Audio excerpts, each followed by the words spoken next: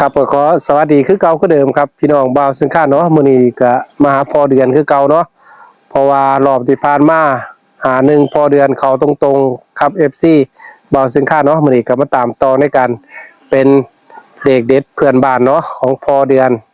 เฮากลับมาเบิ่งมาตามด้วยกันว่าพอเดือนมีเลขให้เฮายังเนาะมีตัวเลขเฮายังไปตามด้วยกันตอนนี้พอเดือนเพิ่นก็นั่งท่าอยู่แล้วพี่น้อง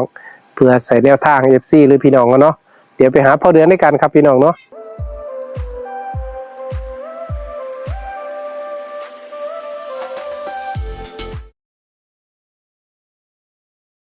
ครับพ่อเดือนครับมื้อนี้ก็มาตามแนวทางเพื่อนบ้านคือเก่า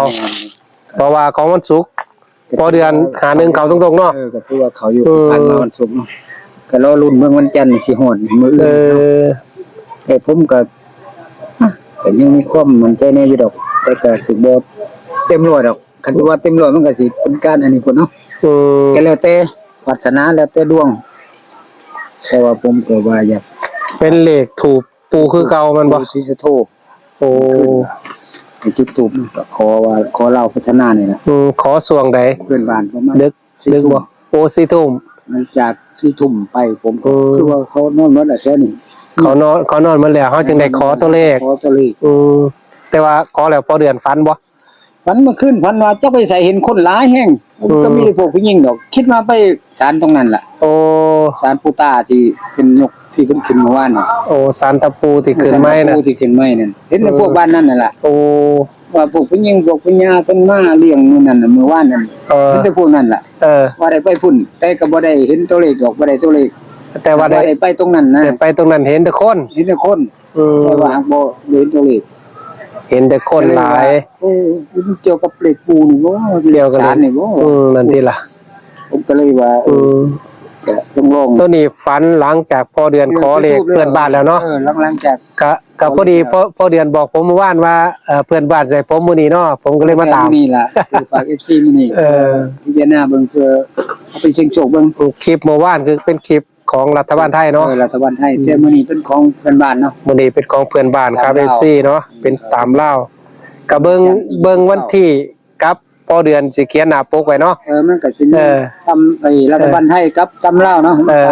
ต่างกันอยู่ดอก FC ก็อย่าสับสนเนาะอย่าสับสนแต่ว่าตัวเลขมันซ้ำกันก็อย่าว่ากันเนาะเพราะว่ามันได้จังได๋เฮาเอาจังซั่นนะได้จังได๋ก็เอาซั่นเนาะเอาจังซั่นตามความเป็นจริงนะครับตกไปแต่งไปดัดแปลงหรือจังได๋ก็คือได้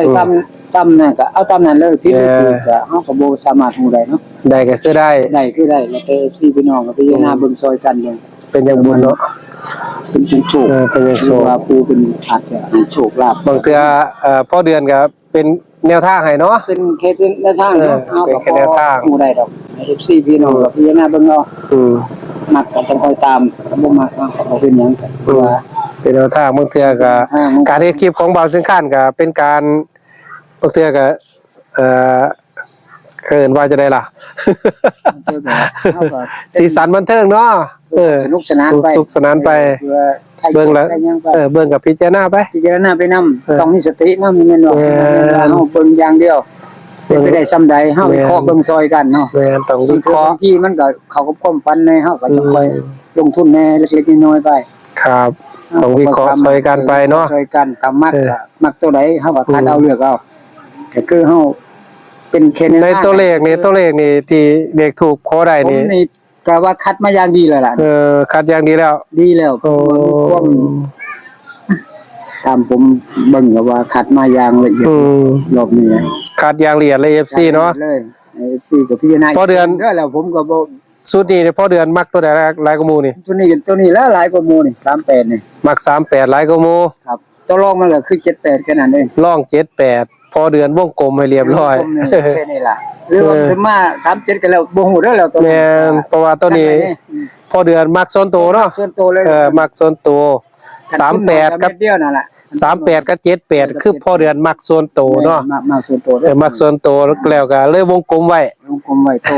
ตัวที่มักเนาะตัวที่มักก็เลยวงกลมไว้สิมักตัวใดก็เบิ่งเอาคัดเอาเบิ่งเอาเองพิจารณาเองเนาะบางทีก็จับคู่ให้บ่ถือก็เป็นไปได้เนาะแม่นสิพิจารณา